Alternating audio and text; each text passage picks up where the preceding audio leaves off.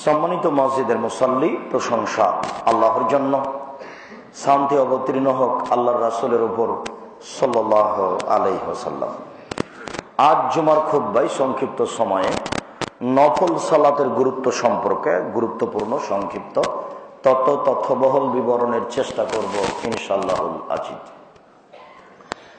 সম্মানিত মসজিদের মুসল্লি, আমাদের একটি বিষয়ে অবগত থাকা একান্ত জরুরি যে মানুষের সমস্ত ইবাদত নির্ভর করে সালাতের উপরে। যদি বিচারের মাঠে সালাত কবুল হয় তাহলে বাকি ইবাদতের নেকিগুলি দেখা যাবে, আর যদি সালাত কবুল না হয় তাহলে বাকি ইবাদতের নেকিগুলি বাতিল বলে গণ্য হবে। আমাদের অবগতি থাকা একান্ত জরুরি যে ইবাদতের জগতে একটি ব্যতিক্রম ইবাদত সালাত, যা মানুষের কোনো সমস্যা না। মানুষ কি অবস্থায় আছে, সুবিধায় না অসুবিধায়, পরনে কাপড় আছে না নেই, শত্রু তাড়া দিয়েছে না এমনি আছে, কোন প্রকার মানুষের সমস্যা বুঝে না এমন একটি ইবাদতের নাম সালাত। সালাত এমন একটি ইবাদত যার বিকল্প কোনো পথ পৃথিবীতে নেই। অন্যান্য ইবাদতের বিকল্প পথ আছে, যেমন আপনি অসুস্থ, আপনি টাকা আমাকে দেন, আমি হজ করি, হজ আপনার হয়ে যাবে, এ দেখেন আর বিকল্প আছে। সালাত এমন নয়। আপনি অসুস্থ একজন ফকির মিসকিনকে সকাল সন্ধ্যায় রোজা সিয়ামের জন্য খাবার দেন, সিয়াম রোজা আপনার হয়ে যাবে, করলো একজন, হলো আর একজনের। এটা একটা খুব গুরুত্বপূর্ণ ইবাদতের জগতে সবচেয়ে দামি ইবাদত, এরপরেও তার বিকল্প আছে। সালাত এমন একটি আশ্চর্য ইবাদত যার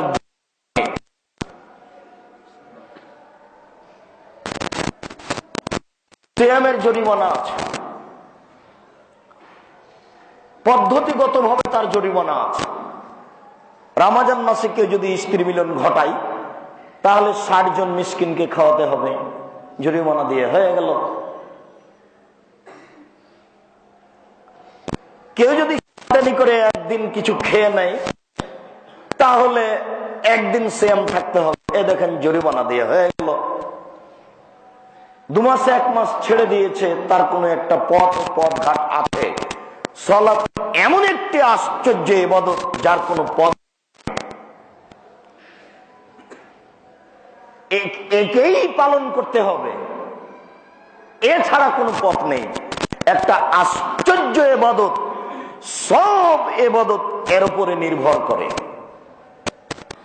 আনাস রাদিয়াল্লাহু তাআলা আনহু বলেন, রাসূল সাল্লাল্লাহু আলাইহি ওয়াসাল্লাম বলেছেন,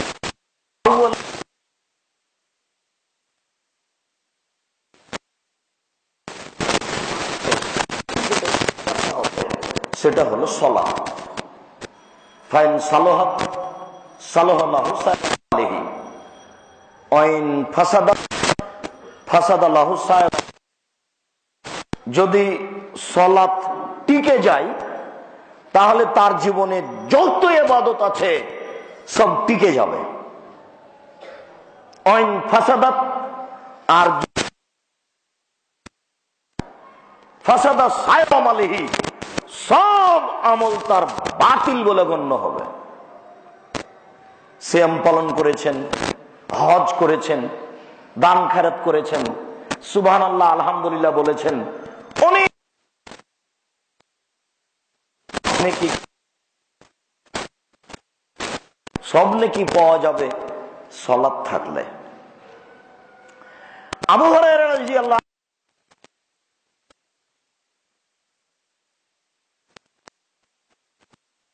সালাত ৩ ভাগে বিভক্ত। আত-তাহুরু সুলুসুন, আর রুকুউ সুলুসুন, আর সুজুদু সুলুসুন। ওযু হলো ৩ ভাগ।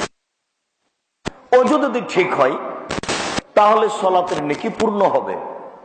ওযুতে যদি ত্রুটি থাকে তাহলে সালাতের ৩ ভাগের ১ ভাগের নেকি কাটা গেল। কাউকে বলা লাগবে না, এটা এমনিতেই কাটা যাবেই। ওযু ভালোভাবে কিভাবে হয় সময় সাপেক্ষে বিস্তারিত।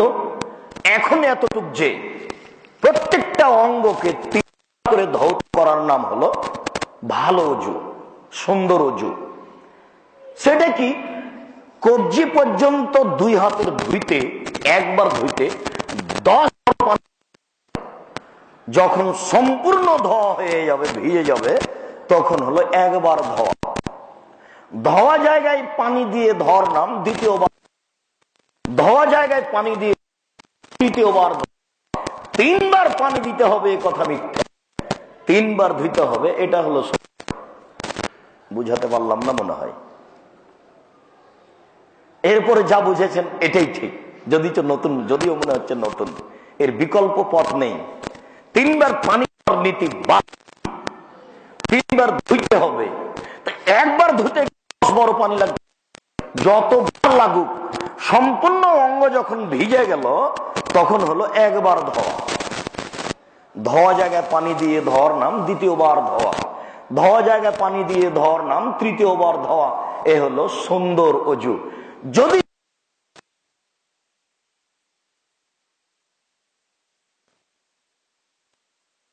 ষোলশন, রুকু হলো 3 ভাগের 1 ভাগ, আর সজুদ 16, সিজদা হলো 3। রুকু যদি ঠিক না হয় তাহলে নাকি 3 ভাগের 1 ভাগ কাটা যাবে।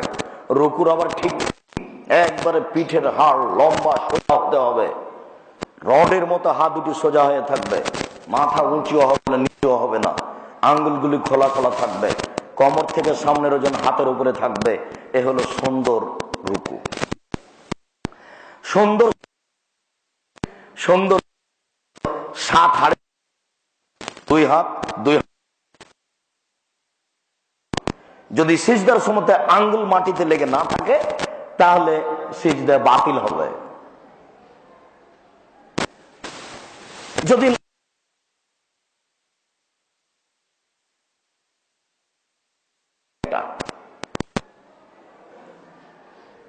হাত দুটি জমা জমা হয়ে কানের পাশে থাকবে, কোন দুটি উঠে থাকবে যেন ছাগলের বাচ্চা পার হবে। নারী পুরুষ একই হুকুম। যারা বলেছে যে নারী বুককে উরুর সাথে লাগিয়ে আঁটো সাঁটো হয়ে, মিথ্যা কথা বলেছে। তাদেরকে বিচারের মাঠে জবাবদিহি হতেই হবে, সেই দিন আর বেশি দেরি নেই।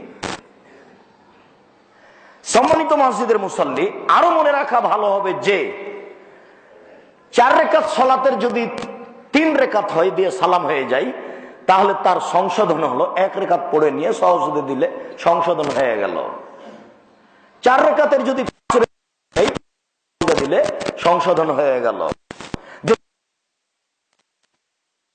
সংশোধন হয়ে গেল। কিন্তু রুকু যদি ছুটে যায় তাহলে কি তার সংশোধন আছে? ভালো করে মনে রাখ, বাতিল। সিজদাতে যদি 2টার একটা হয় তাহলে কি তার সংশোধন আছে? জি না, তার সংশোধন নেই, এ রাকাত বাতিল। বুঝাতে পারলাম না? মনে রাখবেন সম্মানিত মসজিদের মুসল্লি, 2টা জিনিসের সংশোধন নেই, সেটা হলো রুকু আর সিজদা। অন্য কিছু করে সূরা ইখলাস করে বা সহজ সিজদা দিয়ে আপনি এর সংশোধন টানতে পারবেন না। এটার সংশোধনই নেই, এটা সংশোধনের পথই নেই। তো ভুল হলে কি করতে হবে? ওটা বাতিল, আবার পড়েন। এটা হলো সংশোধন হলে, মানে ওটা সংশোধন, ওটা গেছে। 3টাই যদি যায় তাহলে এক কিও হবে না। 3টার যেটা বাতিল হলে 3 ভাগের 1 ভাগ যাবে। 2টা বাতিল, 2 ভাগ কাটা গেল। 3টে বাদ পড়লে 3 ভাগ, 1 নেকি হবে না। তাই তো হুযায়ফা ইবনুল ইয়ামান দেখলেন একটা লোক সালাত আদায় করলো, রুকু সিজদা, তুমি এই পর্যন্ত তিনি বলছেন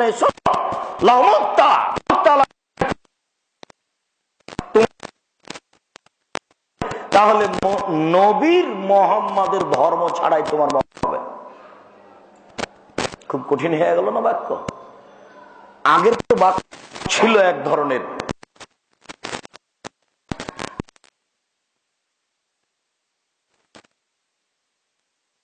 রুকু হয়নি, সিজদা হয়নি, সালাত হয়নি, অনেক হাদিস বাক্য বাক্য তো খুবই কঠিন হয়ে গেল যে তোমার যদি হয় তাহলে মহার উপরে মরণ হয়নি। খুব কঠিন হয়ে গেল না? সম্মানিত মসজিদের মুসল্লি, অত্র বিবরণের পরের অংশ আল্লাহ রাসূল বলছেন ফামানা দাহাবে হক্কেয়া, যেই ব্যক্তি রুকু সিজদা ঠিক মতো করলো তাহলে তার সালাত কবুল হবে। অকবেলাত সায়র আমালিহি, তার সব আমল কবুল হবে আর যত আছে। ওয়াইন রুদ্দাত আলাইহি সালাতুহু, তার সালাত যদি প্রত্যাখ্যান করা হয়, এই যাও তোমার সালাত হয়নি। রুদ্দাত আলাইহি সায়র আমালিহি, তাহলে তার সব আমল প্রত্যাখ্যান করা হবে, যাও সব কেটে দিয়েছি যাও। সম্মানিত মসজিদের মুসল্লি, আপনার সামনে কথা বলার সাপ জাগে, হয়তো বা কোনোদিন বলেছি, সব কেটে গেল। ওই যে একদিন হাদিস বলছিলেন আপনি, আবু হুরায়রা রাদিয়াল্লাহু তাআলা আনহু বলেন রাসূল সাল্লাল্লাহু আলাইহি সাল্লাম বলেছেন, ওয়াদানি রাব্বি, আমাদের প্রতিপালক বলেন, আমার প্রতিপালকের আমাদের নবী মুহাম্মদ সাল্লাল্লাহু আলাইহি সাল্লাম বলেন, আমার প্রতিপালকের সাথে চুক্তি হয়েছে আমার, আইয়ুদখিলা মিন উম্মতি আল জান্নাতা সাবিনা আলফ বিলা আযাবিন ওয়ালা হিসাব, আমার উম্মতের ৭০,০০০ মানুষকে জান্নাতে দিবেন, হিসাবে নিকাশ হবে না, ওদেরকে হিসাবের জন্য ডাকবেন না, আমার প্রতিপালকের সাথে আমার চুক্তি হয়েছে। আমাদের নবী বলেন, আমাদের নবী মুহাম্মদ সাল্লাল্লাহু আলাইহি ওয়াসাল্লাম বলেন, পৃথিবীর মানুষ শুনে রেখো, আমার প্রতিপালকের সাথে আমার চুক্তি হয়েছে, আমার উম্মতের ৭০,০০০ মানুষকে জান্নাতে দিবেন, তাদের হিসাবে নিকাশ হবে না, এমনিতে যাও যাও যাও যাও। ওমা কুল্লি আলফিন সাবুনা আলফ, আরো চুক্তি হয়েছে প্রত্যেক হাজারের সাথে আরো ৭০,০০০, প্রত্যেক হাজারের সাথে আরো ৭০,০০০, এই ব্যাপার আমার চুক্তি হয়েছে। আরো চুক্তি হয়েছে সালাসা হাসায়াতিন মিন হাসায়াতি রাব্বি, আমার প্রতিপালকের সাথে আমার চুক্তি হয়েছে, তিনি বিচারের মাঠে ৩ অঞ্জলি মানুষ জাহান্নাম থেকে বের করে জান্নাতে দিয়ে দিবেন। ৩ অঞ্জলি মানুষ জাহান্নাম থেকে বের করে জান্নাতে দিয়ে দিবেন। ৩ অঞ্জলি মানুষ জাহান্নাম থেকে বের করে জান্নাতে দিয়ে দিবেন। অঞ্জলি এখন ঢাকার, পুরাতন ঢাকার ভাষা যে কি খাবলা না খাবল না অঞ্জলি, যেটাই বুঝেন, এই অঞ্জলিতে করে বের করে দিবেন। তাই হাদিসটা সামনে রেখে ১৬ ভাষার পণ্ডিত ডক্টর শহীদুল্লাহ রাহিমাহুল্লাহ মাওলানা আব্দুল্লাহ আল কাফি আল কুরাইশিকে বলেছিলেন, জনাব আল্লাহর হাত কি ছোট? আল্লাহর হাত তো জাহান্নামের চেয়ে অনেক বড়, সবাই তো চলে আসতে পারে, ফেরাউনও তো আসতে পারে। তখন মাওলানা আব্দুল্লাহ আল কাফি আল কুরাইশি রাহিমাহুল্লাহ বলেছিলেন, জনাব মনে রাখবেন, অন্তরে ঈমান থাকবে না যার, অঞ্জলিতে আসার সুযোগ হবে না তার। অন্তরে ঈমান থাকবে না যার, অঞ্জলিতে আসার সুযোগ হবে না তার। জনাব মনে রাখবেন, অন্তরে ঈমান থাকবে না যার, অঞ্জলিতে আসার সুযোগ হবে না তার। ঈমান কেটে গেছে অনেক আগে ইহুদির, ঈমান কেটে গেছে অনেক আগে খ্রিস্টানের, ঈমান কেটে গেছে অনেক আগে হিন্দুর। তবে হিন্দুরা মনে করে ঈমান কেটে গেল আমরা বিচারের মাঠে বেঁচে যাব, কেন? আমাদের জন্য সহযোগী আছে সরস্বতী, ভগবতী, কালী, দুর্গা, তারা আমাদের বিচারের মাঠে সহযোগিতা করবে, এমন আশা ইহুদি খ্রিস্টান করে না, এরা আবার আশাবাদী। আমরাও এখন বিপদে পড়েছি, আমাদের ঈমান কাটা যাচ্ছে। শিরক করলে, বিদাত করলে ঈমান কাটা যায়, শিরক করলে, বিদাত করলে ঈমান কাটা যায়। জনাব অন্তরে ঈমান থাকবে না যার, অঞ্জলিতে আসার সুযোগ হবে না তার। সম্মানিত মসজিদের মুসল্লি, আল্লাহর অনেক দয়ে এ কথা ঠিক, তবে যদি সালাত কবুল না হয় তাহলে বাকি প্রত্যাখ্যান হবে, তখন অঞ্জলিতে আসার সুযোগ হবে না, এ কথাই ঠিক। সাবধান থাকুন সম্মানিত মুসল্লি। আল্লাহ তাআলা বলেন, কাদ আফলাহাল মুমিনুন আল্লাযীনা হুম ফি সালাতিহিম খাশিউন, ওরাই সফল হলো যারা ভয় ভীতি নিয়ে সালাত আদায় করলো, যারা মনে প্রাণে ভয় ভীতি নিয়ে সালাত আদায় করলো, তারাই সফল হলো।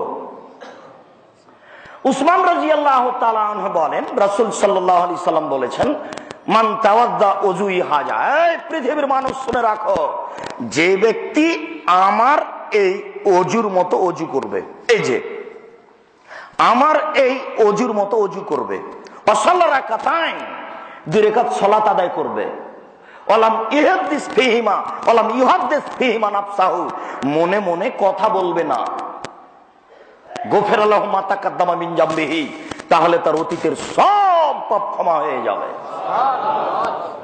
1 2 আবু হুরায়রা রাদিয়াল্লাহু তাআলা আনহু বলেন, রাসূল সাল্লাল্লাহু আলাইহি ওয়াসাল্লাম বলেছেন, মান তাওয়াদ্দা, যে ব্যক্তি ওযু করলো, ফাসানাল ওযুয়া, সুন্দর করে ওযু করলো, এ দেখেন ওযুর সুন্দর আছে, খুব খেয়াল করবেন, অসাল্লা রাকাতাইন, 2 রাকাত সালাত আদায় করলো, মুকবিলান আলাইহিমা বিকলবিহি ওয়াজহিহি, মনে প্রাণে ভয় ভীতি নিয়ে।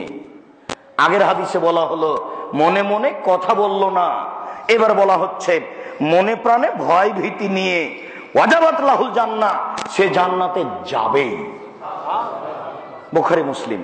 পরের হাদিস বলি, যায়েদ ইবনে খালেদ আল জোহানি বলেন, রাসূল সাল্লাল্লাহু আলাইহি সাল্লাম বলেছেন, মান সাল্লা সাজদাতাইন আলাম ইয়াসুফিহিমা, যে ব্যক্তি 2 রাকাত সালাত আদায় করলো, তাতে অলসতা করলো না, গফিরা লাহু মা তাকাদ্দামা মিন জামবিহি, তাহলে তার অতীতের পাপ ক্ষমা হয়ে যাবে।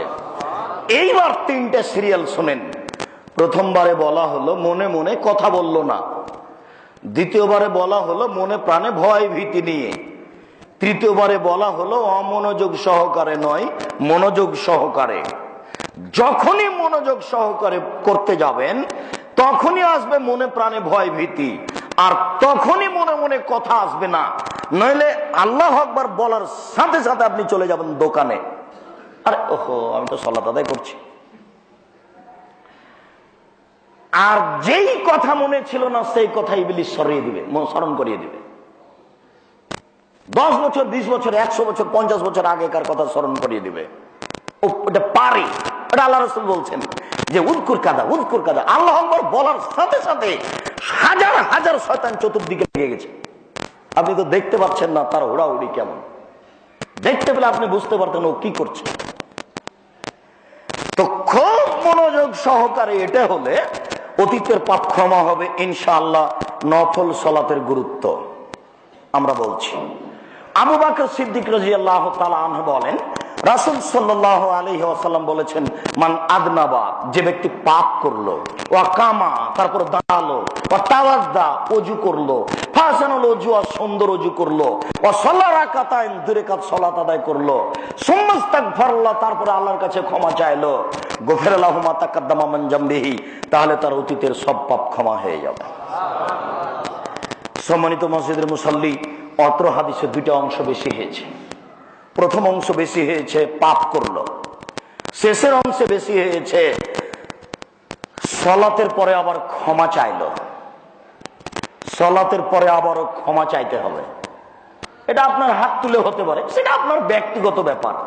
সালাম ফিরার পরে আপনি বলবেন কিছু, রব্বিগফির ওয়ারহাম ওয়া আনতা খায়রুর রাহিমিন, রব্বি ইন্নী যালামতু নাফসি ফাগফিরলি, রব্বি ইন্নী যালামতু নাফসি ফাগফিরলি, আন্নী মাসান্নিয়া যুররু ওয়া আনতা আরহামুর রাহিমিন, রব্বি জালনি মুকিমাস সালামান যুরিয়াতি রব্বানা তাকাব্বাল দুআই।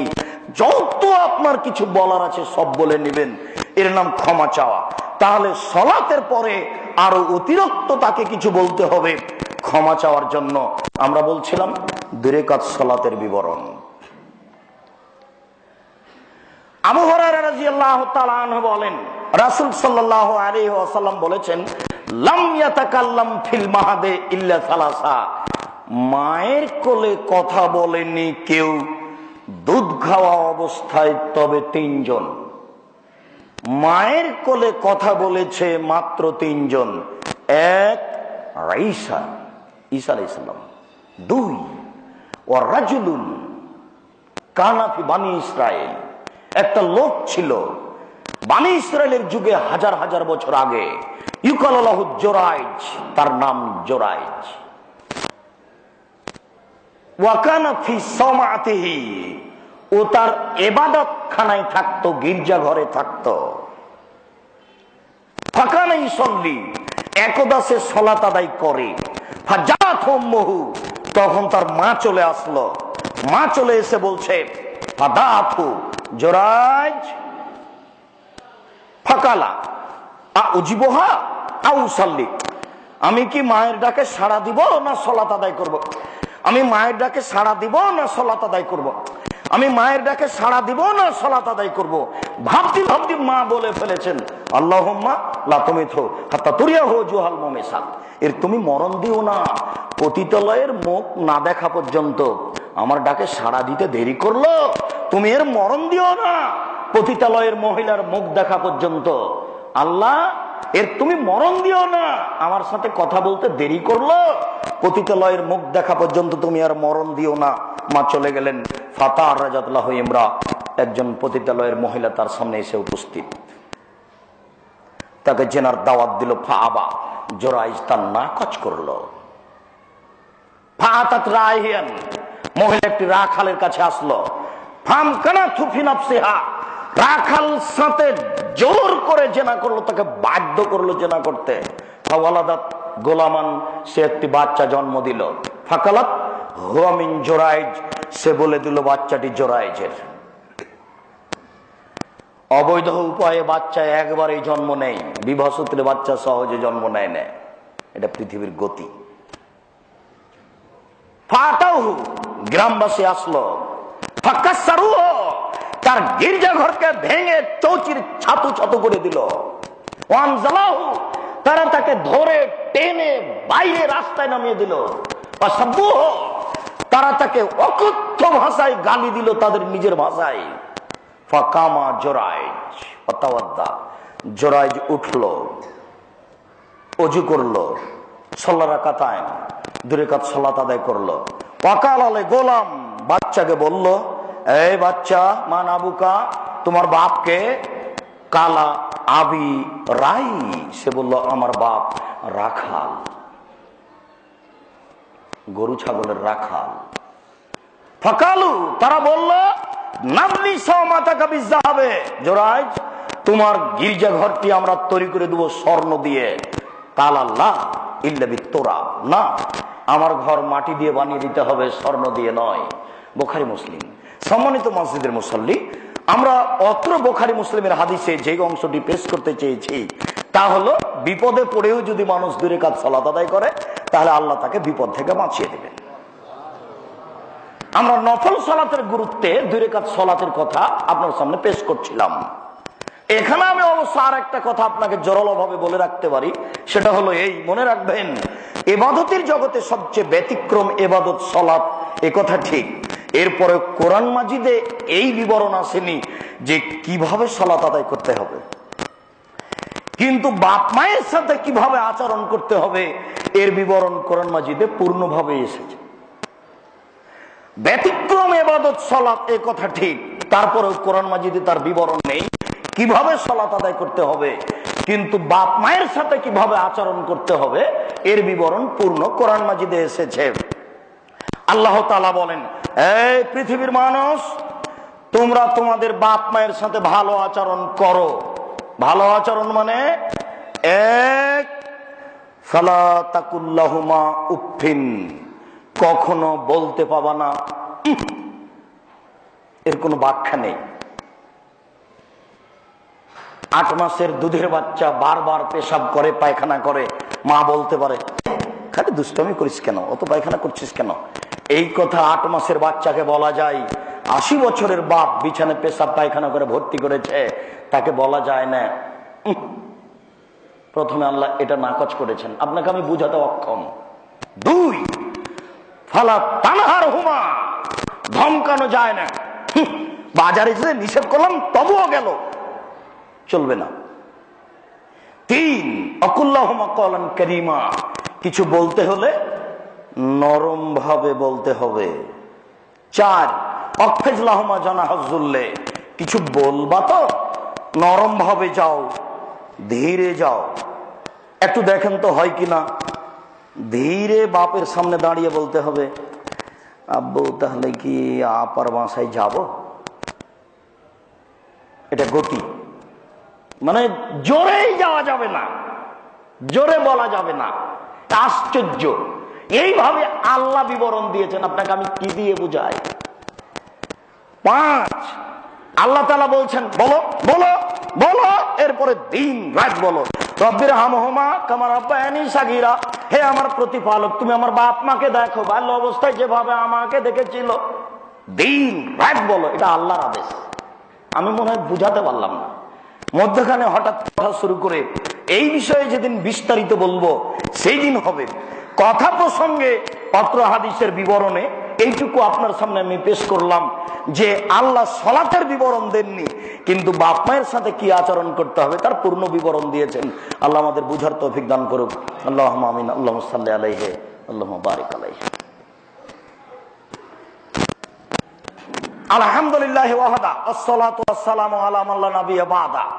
বুরায়দা রাদিয়াল্লাহু তাআলা আনহু বলেন, আসবাহ রাসূলুল্লাহ সাল্লাল্লাহু আলাইহি ওয়াসাল্লাম দা বেলালান, একদা সকালে আল্লাহর নবী বেলালকে ডাকলেন, বেলাল জি বেমা সাবাক্তানি ইলাল জান্নাহ, আচ্ছা তুমি আমার আগে জান্নাতে গেলে কিভাবে?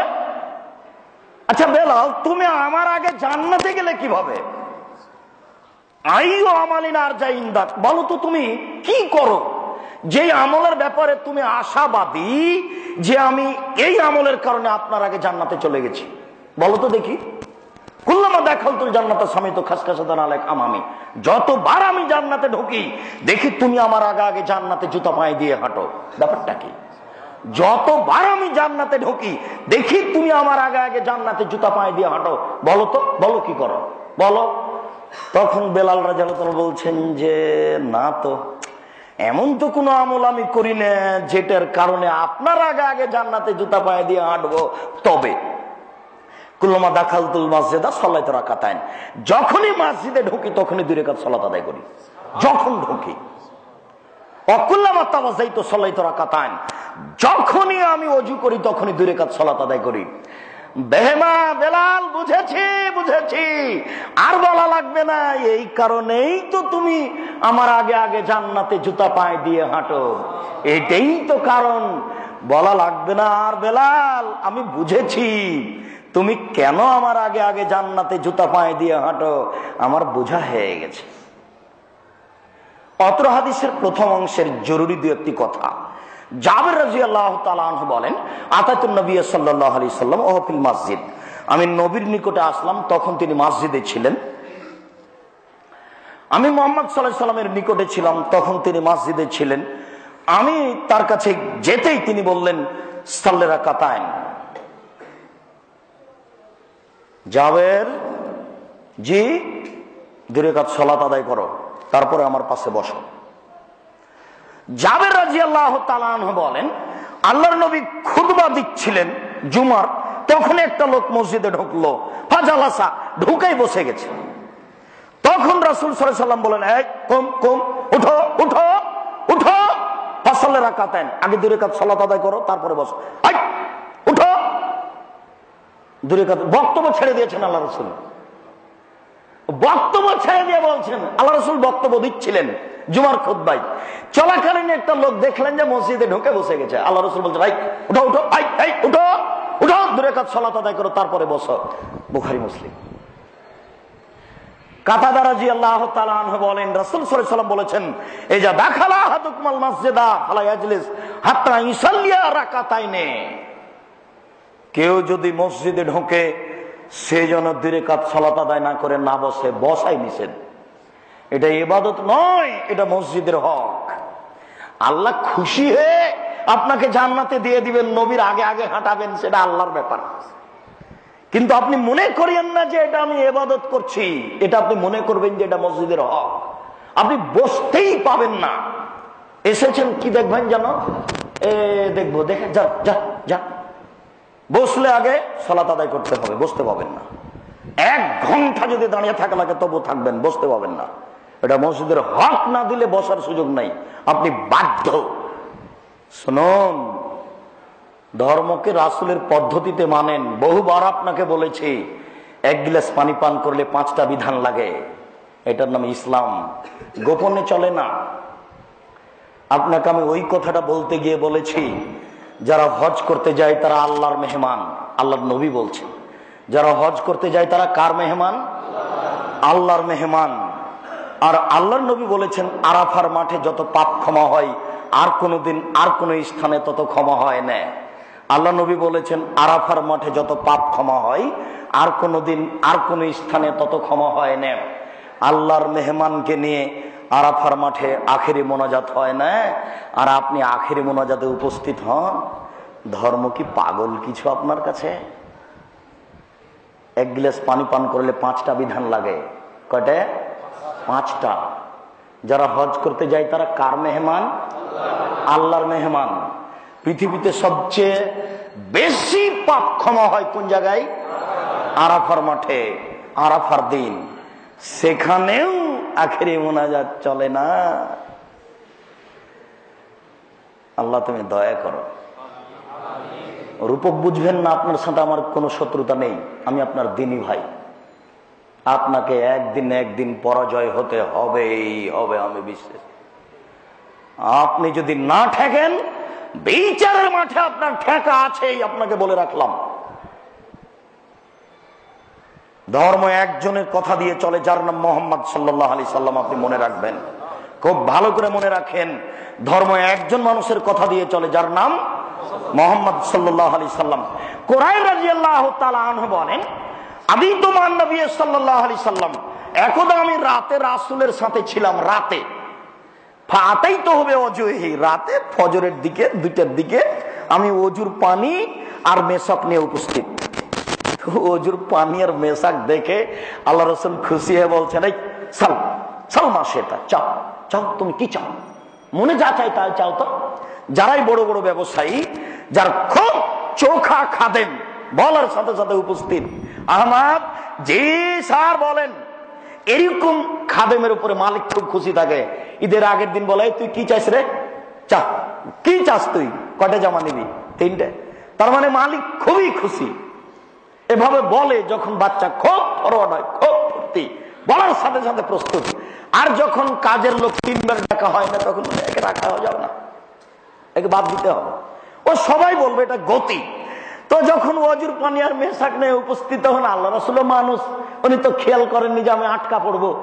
বলছেন, এই তোমার যা ইচ্ছা তাই চাও। তখন ও বলছে যে আসআলুকা মুরাফাকাতাকা বিল জান্নাহ, আপনার সাথে জান্নাতে থাকতে চাই, আপনার সাথে জান্নাতে থাকতে চাই। তখন আল্লাহ রাসূল বলছে, না না না, আমার গায়রা জালেক, এটা নয়, এটা নয়, অন্যটা, অন্যটা, অন্যটা, অন্যটা বলো, এটা নয়, এটা নয়, এটা নয়। সম্মানিত দ্বীনি ভাই ছেলে, তুমি সাবধান থাকো। আল্লাহর নবী গায়েব জানেন না, তার প্রমাণ দেখো। এই ছেলেটা কি চাইবে এটা আল্লাহর নবী জানা ছিল না। যদি জানা থাকতো তাহলে এভাবে বলতেন না। দেখেছো, নবী আটকা পড়ে গেলেন। নবী বললেন, না না না না, এটা না, এটা না, এটা নাই, এটা না, এটা অন্য, অন্য, অন্য চাও, অন্য চাও, অন্য চাও। তখন ছেলেটা বলছে, হোয়া যাকা, ওটাই চাই, ওটাই চাই, আমি অন্য কিছু চাই না। তখন আল্লাহ রাসূল বলছেন যে ফাইন্নি বিকাসরাতি সুজুদি আলা নাফসিক, তাহলে তুমি একটু বেশি বেশি নফল পড়ে আমাকে সাহায্য করো। দেখো, বেশি বেশি নফল না পড়লে আমি তোমাকে সাথে রাখতে পারবো না। আমার এরকম কোনো ক্ষমতা নেই যে আমি বলবো ওটা আমার সাথে থাকবে, ও আমার সাথে থাকবে, এরকম কোনো ক্ষমতা নেই। আমাকে একটু সহযোগিতা করো বেশি সুন্নাত নফল পড়ে। আবু হুরায়রা রাদিয়াল্লাহু তাআলা আনহু বলেন, রাসূল সাল্লাল্লাহু আলাইহি ওয়াসাল্লাম একদা বললেন, ইন্না ফিল জান্নাতি লাগুরা, জান্নাতে অনেক দামি দামি ঘর রয়েছে, ইরা যাহিরুহা মিন বাতিনিহা ওয়া বাতিনুহা মিন যাহিরিহা, যার বাহির থেকে ভিতর দেখা যায়, ভিতর থেকে বাহির দেখা যায়। এত উন্নত মানের পদার্থ দ্বারা তৈরি, এত স্বচ্ছ পদার্থ দ্বারা তৈরি। এর অর্থ এই নয় যে আপনার ঘর অন্য কেউ দেখতে পাবে। আপনি বাহির দাঁড়ালো ভিতর দেখতে পাবেন, ভিতর দাঁড়ালো বাহির দেখতে পাবেন। এত উন্নত মানের পদার্থ। এই পর্যন্ত বলতেই সাহাবীগণ বললেন, লেমান হাজেহি, বলেন তাহলে এই জান্নাত কে পাবে? আগে এটা বলেন কে পাবে। অধিকার শুনতে চাচ্ছি না, এখন খালি ব্যস্ততা বেড়ে গেছে, কে পাবে। তখন আল্লাহ রাসূল বললেন, শোনো, এক লেমান আলানাল কালামা, যার মুখের ভাষা নরম। 2 আদামা সিয়ামা, যে নফল সিয়াম থাকে। 3 ও আতামা তোমা, যে ফকির মিসকিনকে খেতে দেয়। 4 ওয়াসাল্লা বিল্লাইল ওয়ান নাস নিয়াম, মানুষ যখন ঘুমিয়ে তখন সালাত আদায় করে, তাহাজ্জুদ পড়ে। মানুষ যখন ঘুমিয়ে কে যদি নফল সালাত আদায় করে তাহলে দামি দামি ঘরগুলি তাদের জন্য। আবু হুরায়রা রাদিয়াল্লাহু তাআলা আনহু বলেন, রাসূল সাল্লাল্লাহু আলাইহি সাল্লাম বলেছেন, মান ইস্তাইকাজা মান কামা মিনাল লাইলে ওয়া আইকাজা আলাহু, যে ব্যক্তি রাতে উঠলো এবং তার পরিবারকে জাগালো, যে ব্যক্তি রাতে উঠলো এবং তার পরিবারকে জাগালো, অসল্লায় দুইজন মিলে 2 রাকাত সালাত আদায় করলো, কুতিবা ফিজ যাকিরিনা যাকিরাত, তাদের নাম লিখে দেওয়া হবে ওই তালিকায় যারা আল্লাহকে ডাকে। যারা আল্লাহকে ডাকে তাদের একটা তালিকা আছে। আদম আলাইহিস সালাম থেকে নিয়ে কিয়ামত পর্যন্ত খুব হাই পর্যায়ের মানুষ তারা, আল্লাহর কাছে তারা খুব দামি মানুষ। ওই দামি মানুষগুলির একটা তালিকা আছে, চার্ট আছে। তো কোন ব্যক্তি যদি রাতে নিজে উঠে আর স্ত্রীকে জাগায়, তারপরে 2 রাকাত সালাত আদায় করে, তাহলে তাদের নামটা লিখে দেওয়া হবে ওই তালিকায়, যেই তালিকায় নাম আছে দামি মানুষের, যারা আল্লাহকে ডাকে। বিশাল পাওয়া। এটা পাওয়া মানে কি? এনারাই হচ্ছেন সালেহ, এনারাই হচ্ছেন নবী। এদের একটা তালিকা আছে ভিন্ন। ওই তালিকাতে নাম শেষ হয়নি। যত মানুষ এই পর্যায়ে আসবে সবের নাম এখানে আল্লাহ লিখে দেবেন। ওটা আল্লাহ কিয়ামত পর্যন্ত খুলে রাখবেন, ওই তালিকা বন্ধ হবে না। যারাই এই কাজ করতে পারবে তাদেরই লিখে দেওয়া হবে। রাসূল সাল্লাল্লাহু আলাইহি সাল্লাম বলেছেন। সম্মানিত মসজিদের মুসল্লি, আমরা বিপদের কথাটি বলতে গিয়ে আর একটা কথা আমাদের রেখে চলে এসেছি, সেটা বলে আমরা আরেকটু সামনের দিকে যাচ্ছি। জুমার খুতবা আমরা আপনাদের সামনে লম্বা করতে পারছি না। আবু হুরায়রা রাদিয়াল্লাহু তাআলা আনহু বলেন, দাখালা ইব্রাহিম কারিয়া ফিয়া জাব্বারুন মিনাল জাবাবিরা, ইব্রাহিম আলাইহিস সালাম একটি গ্রামে ঢুকলেন। সেই গ্রামে ছিল স্বৈরাচারী স্বেচ্ছাচারী শাসক। ফকির আল্লাহু, তাকে বলা হলো যে ইব্রাহিম নামে একটা লোক আপনার গ্রামে ঢুকেছে, মাহু ইমরা হে হাসান মিনান নিসায়ে, তার সাথে একজন মহিলা রয়েছে, সে আরব ভূখণ্ডে সবচেয়ে সুন্দরী। ফকির আল্লাহু মানিহাল্লাতি মা, ইব্রাহিম তোমার সাথে যে মেয়েটা রয়েছে সেটা কে? ইব্রাহিম বললেন, হে উখতি, সে আমার বোন। তিনি বললেন, সারা, আমি কিন্তু বলে দিয়েছি তাদেরকে তুমি আমার বোন, তুমি যেন আমাকে মিথ্যুক প্রমাণ করো না, তুমি আমার বলো না যে ইব্রাহিম আমার স্বামী, তাহলে কিন্তু আমি বিপাকে পড়ে যাব। আর মনে রাখো, এই মাটির উপরে আমরা দুইজনই মুসলমান, এই হিসাবে আমরা ভাই বোন বটে, মুসলিম। এরপরে ইব্রাহিম আলাইহিস সালাম কৌশল করে স্ত্রীকে রক্ষা করতে পারলেন না, বললেন, সারা, তোমাকে স্বৈরাচারী শাসক ডেকে পাঠিয়েছে, তুমি যাও। তিনি ঘরে ঢুকলেন। ঘরে ঢুকতেই শাসক চেয়ার থেকে উঠে দাঁড়িয়েছে, হাত বাড়িয়েছে। সারা বলেন, এই থামো, আগে ওযু হবে, 2 রাকাত সালাত হবে, তারপরে কোনো কথা। সারা উঠলেন, ওযু করলেন, 2 রাকাত সালাত আদায় করলেন, বললেন, আল্লাহুম্মা, হে আল্লাহ, ইন কুনতা আমানতু বিকা ওয়া রাসূলিকা, আমি যদি তোমাকে বিশ্বাস করে থাকি আর তোমার নবী ইব্রাহিমকে বিশ্বাস করে থাকি, আমি বলি না ইব্রাহিম আমার স্বামী, আমি বলছি তুমি আল্লাহ, ইব্রাহিম নবী, আমি স্বীকৃতি দিচ্ছি, আমি সারা স্বীকৃতি দিচ্ছি তুমি আল্লাহ, ইব্রাহিম তোমার নবী। অহাসান্ত ফারজিল্লাহ যাওজি, আমার লজ্জা স্থানকে আমার জিন্দেগিতে কোনোদিন আমার স্বামী ছাড়া কাউকে ব্যবহার করতে দিনি। এই 3টে কথা যদি আমার ঠিক হয়ে থাকে, 1, আমি তোমাকে বিশ্বাস করি, 2, তোমার নবী ইব্রাহিমকে আমি বিশ্বাস করি, 3, আমার জিন্দেগিতে আমার স্বামী ইব্রাহিম ছাড়া কাউকে কোনোদিন আমার লজ্জা স্থান ব্যবহার করতে দিনি। এই কথা 3টে যদি ঠিক হয়ে থাকে, ফালা তুসাল্লি তালাল কাফেরা, তাহলে নির্জনে এই কাফের কামার উপরে জয় করো না, সেজন্য আমার গায়ে হাত লাগাতে না পারে। কথা বলা শেষই হয়নি, ভাগ উঠতে সে উল্টে পড়ে গেছে অজ্ঞান হয়ে। বুখারী মুসলিম। আমি বলছিলাম, সুন্দর করে ওযু করে 2 রাকাত সালাত আদায় করলে আপনি যে কোনো বিপদ থেকে বেঁচে যাবেন। একাধিক বুখারী মুসলিমের হাদিস। সম্মানিত মসজিদের মুসল্লি, আজকের জন্য শেষের অংশে এসে জরুরি 2-1টি কথা। উম্মু হাবিবা রাদিয়াল্লাহু তাআলা আনহা বলেন, রাসূল সাল্লাল্লাহু আলাইহি সাল্লাম বলেছেন, 24 ঘন্টায় কেউ যদি 12 রাকাত সুন্নাত পড়তে পারে, তাহলে প্রত্যেক 12 সমান তার জন্য জান্নাতে ঘর নির্মাণ করা হবে। উল্লেখ্য যে জোহরের আগে 2, পরে 2 নেকি হবে। কি নেকি হবে আল্লাহ রাসূল বলেননি, বুখারী মুসলিম। জোহরের আগে 2, পরে 2, নেকি হবে। কি নেকি হবে তা আল্লাহ রাসূল বলেননি, বুখারী মুসলিম। উল্লেখ্য যে জোহরের আগে 4 পরে 2 আপনার জন্য জান্নাতে ঘর বানানো হবে, আবু দাউদ, নাসাই, তিরমিজি, ইবনে মাজাহ। উল্লেখ্য যে জোহরের আগে 4 পরে 4 আপনার উপরে জাহান্নামী হারাম। আবার ভালো করে বুঝেন, জোহরের আগে 2 পরে 2 চলবে, হাদিস সহিহ, পড়েন, কোনো সমস্যা নেই, নেকি পাবেন। কি নেকি পাবেন আল্লাহ রাসূল বলেননি। জোহরের আগে 4 পরে 2 আপনার জন্য জান্নাতে ঘর বানানো হবে। জোহরের আগে 4 পরে 4 জাহান্নামী হারাম। রাসূল সাল্লাল্লাহু আলাইহি ওয়াসাল্লাম বলেন, রাকাতুল ফজরে খায়রুম মিনাদ দুনিয়া মা ফিহা। কেউ যদি ফজরের 2 রাকাত সুন্নাত আদায় করে, এই সারা পৃথিবীর যা কিছু আছে সবকিছু দান করে যত নেকি হবে, ফজরের 2 রাকাত সুন্নাতে তত নেকি হবে, তার চেয়ে বেশি। বলতে পারেন ঢাকা শহরের দাম কত লাগতে পারে, এশিয়া মহাদেশের দাম কত লাগতে পারে, সারা পৃথিবীর দাম কত হতে পারে। সারা পৃথিবী এমন তার বস্তু দান করে যত নেকি হবে, ফজরের 2 রাকাত সুন্নাতের নেকি তার চেয়ে বেশি হবে। রাসূল সাল্লাল্লাহু আলাইহি সাল্লাম বলেছেন। তিনি বলেন,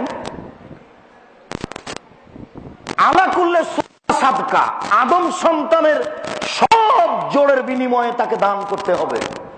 আদম সন্তানের সব জোড়ের বিনিময়ে তাকে দান করতে হবে। মানুষের শরীরে 360টি জোড় রয়েছে, কোন সময় কৃপণ হবেন না, ভুলেও নয়। 10 টাকা ইনকাম করলে 1 টাকা দান করে দিবেন, এটা যেন মাথায় থাকে, খুব খেয়াল করে থাকবেন।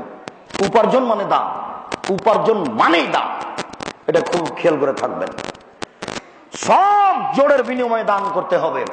সুবহানাল্লাহ বললে দানের নেকি হয়, আলহামদুলিল্লাহ বললে দানের নেকি হয়, আল্লাহু আকবার বললে দানের নেকি হয়, লা ইলাহা ইল্লাল্লাহ বললে দানের নেকি হয়, ভালো কাজের আদেশ করলে দানের নেকি হয়, মন্দ কাজের নিষেধ করলে দানের নেকি হয়। সব সমান যত নেকি হবে, চাস্তের 2 রাকাত সালাত আদায় করলে তত নেকি হবে। ভুলে যাবেন নাকি? আস্তে করে ভুলে যাবেন না, কখনো নয়। নইলে রেকর্ডিং হচ্ছে, এটা বারবার চালু করবেন, নইলে সময় সাপেক্ষে আবার বলবো ইনশাআল্লাহ। মানুষের শরীরে 360টি জোড় আছে, সবের বিনিময়ে আপনাকে দান করতে হবে, কাজ করে হলেও। আল্লাহ রাসূলের আদেশ, এটা আল্লাহর প্রতি, আল্লাহর পক্ষ থেকে আপনার উপরে দয়া। তো পরিশোধ করবেন কি দিয়ে? দান করে করে করে পরিশোধ করেন। এরপরে কথা শেষ করলেন না, বললেন যে সুবহানাল্লাহ, আলহামদুলিল্লাহ, আল্লাহু আকবার, লা ইলাহা ইল্লাল্লাহ, এগুলো তো দানের নেকি হয়। আবার আরো যোগ করলেন যে ভালো কাজের আদেশ করলে দানের নেকি হয়, মন্দ কাজের নিষেধ করলে দানের নেকি হয়। তো সব সমান নেকি হবে চাস্তের 2 রাকাত সালাত আদায় করলে। এবার শুনেন, আনাস রাদিয়াল্লাহু তাআলা আনহু বলেন, রাসূল সাল্লাল্লাহু আলাইহি ওয়াসাল্লাম বলেছেন, সাল্লাল ফজর বিজামাতিন, ব্যক্তি ফজরের সালাত আদায় করলো জামাতে, ফাকাদা, তারপরে মসজিদে বসেই থাকলো, ইয়াজকুরুল্লাহ, আল্লাহকে ডাকতেই থাকলো, সুবহানাল্লাহ, আলহামদুলিল্লাহ বলতেই থাকলো, হাত্তা তাতলু আস-শাম, সূর্য উঠে গেল, আজরুহু কাজরে হাজ্জাতুন উমরা তাম্মা তাম্মা তাম্মা, তাহলে তার নেকি হবে পূর্ণ হজ পূর্ণ উমরার, পূর্ণ হজ পূর্ণ উমরার, পূর্ণ হজ পূর্ণ উমরার। সম্মানিত মসজিদের মুসল্লি, জরুরি অংশ, 3 নামে 1 সালাত, 3 নামে 1 সালাত। ফজরের সালাত আদায় করে বসে থেকে সূর্য উঠলে 2 রাকাত সালাত আদায় করবেন, এর নাম চাস্ত। কি মান? মান কি? পূর্ণ হজ পূর্ণ উমরা, পূর্ণ হজ পূর্ণ উমরা। হজ উমরাতে যত নেকি হবে, এই রাকাতে তত নেকি হবে। 2 7:30 8টার সময় যদি 2 রাকাত সালাত আদায় করেন, এর নাম চাস্ত। কি হবে? নাম চাস্ত। কি নেকি হবে? ভুলে গেলেন মনে হয়। শরীরে যত জোড় আছে, সুবহানাল্লাহ, আলহামদুলিল্লাহ, আল্লাহু আকবার, ভালো কাজের আদেশ, মন্দ কাজের নিষেধ, সব সমান 2 রাকাত, এলো এই মান। 10:30 11টা 11:30 যদি 2 রাকাত পড়েন, তাহলে এটার নাম আওয়াবিন। মান কি? চাস্তের মান যা, আওয়াবিনের মান তাই, অর্থাৎ জোড়ের সমান, সুবহানাল্লাহ, আলহামদুলিল্লাহর সমান। ভালো করে মনে রাখেন, নাম 3টে, সালাত 1টা। একবার পড়লে আর পড়তে হবে না। সূর্য ওঠার পরে পড়লে নাম হবে ইশরাক, 7:30 8টা 8:30টায় পড়লে নাম হবে চাস্ত, 10:30 11টায় পড়লে নাম হবে আওয়াবিন। মহিলা বৈঠকে বলেছে, বুবু মাগরিবের পরে যদি 6 রাকাত সালাতুল আওয়াবিন পড়ো বুবু, 12 বছরের ইবাদতের নেকি হবে। না নগদ মিথ্যে, মিথ্যে। সাবধান থাকবেন, বুবুর সব কথাই প্রায় মিথ্যে, দু একটার কথা বলা যায় না, প্রায় সবই মিথ্যে। মহিলা বৈঠকই চলবে না, পরেও যদি তার বাড়িতে থেকে করবে, এই পাড়া ওই পাড়া যাওয়া হারাম, এই জেলা ওই জেলা যাওয়া হারাম। সম্মানিত মসজিদের মুসল্লি, বিষয়টি কি আবারও বুঝাবো না বুঝাতে পারলাম না? যদি 4 সালাত আদায় করেন, আব্দুর রাজাক সাহেব আমরা তো ভাই সকালে একটু হাঁটাহাঁটি করি, তাহলে কি করা যাবে? শোনেন, ফজরের সালাত আদায় করে ওখানে বসেই থাকতে হবে, পেশাব পায়খানা ছাড়া কোনো অনুমতি নেই। এই নেকি নিতে হলে যদি আপনি হাঁটাহাঁটি করতে চান তাহলে বসে থাকেন, সূর্য উঠে যাক, উঠার সাথে সাথে 2 রাকাত সালাত আদায় করে হাঁটাহাঁটি করেন। আর যদি আপনি হাঁটাহাঁটি করতে চান, উঠে যেতে চান, তাহলে এ নেকি হবে না। এখান থেকে আপনি মুক্ত হয়ে গেলেন। পরে 2টা স্তর আছে, আপনি নেন। পরে 2টা স্তর আছে, হাঁটেন 8 ঘন্টা, 7:30 8টার সময় পড়েন, তার মান তো বললাম, ভুলে যায়েন না। আরো যদি না পারেন 10:30 11টাতে পড়েন, তার মান ভিন্ন। সম্মানিত মসজিদের মুসল্লি, আমরা আপনাদের সামনে নফল সালাতের গুরুত্ব সম্পর্কে পেশ করছিলাম। সময় সাপেক্ষে এই বিষয়ে আরো আলোচনা আছে, পেশ করব। ফরজ সালাতের গুরুত্ব আছে, সালাত কিভাবে আদায় করতে হবে, সময় সাপেক্ষে আমরা বিস্তারিত বিবরণ দেওয়ার চেষ্টা করব। আমরা বলছিলাম, আল্লাহ আমাদের যারা মারা গেছে তুমি তাদের কবরের শাস্তি মাফ করো। আমরা যারা অসুস্থ তুমি তাদের আরোগ্য দান করো। আমরা যারা বেঁচে আছি তুমি তাদেরকে তোমার রাসূলের পদ্ধতি অনুযায়ী চলার তৌফিক দান করো। আমরা আজকে নফল সালাতের গুরুত্বের আলোচনা শুনছিলাম, এই আলোচনা মূল্যায়ন করার তুমি আমাদের তৌফিক দান করো। আল্লাহ তোমার দরবারে আমরা আবারও বলছি, আমাদের দাদা দাদি, চাচা চাচি, দেশবাসী, গ্রামবাসী, আত্মীয় স্বজন সবাই চলে গেছে কবরে, একটু তুমি দয়া করো, তুমি তাদের কবরের শাস্তি মাফ করো। আমরা যারা অসুস্থ, বাড়িতে হাসপাতালে আছি, তুমি তাদের আরোগ্য দান করো। আল্লাহ যারা আমরা বেঁচে আছি তুমি তাদেরকে তোমার রাসূলের পদ্ধতি অনুযায়ী চলার তৌফিক দান করো। আজকে যে বিবরণ নফল সালাতের শুনছিলাম, এর উপরে তুমি আমাদের আমল করার তৌফিক দান করো। বিশেষভাবে একটা জরুরি অংশ পিতামাতাকে মূল্যায়ন করার জন্য শুনছিলাম। আজ থেকে যেন আমরা সালাতে সালাম ফেরার পূর্বে অন্তত বাপ মায়ের জন্য এই ছোট্ট দোয়াটি বলতে পারি, রব্বির হামহুমা কামা রাব্বায়ানি সাগীরা। এই দোয়াটি বলার তুমি তৌফিক দান করো। এই দাবি, এই দাওয়া, এই দোয়া তোমার দরবারে রেখে আজকের জুমার খুতবা এখানে শেষ করলাম। সাল্লাল্লাহু আলাইহি ওয়াসাল্লাম।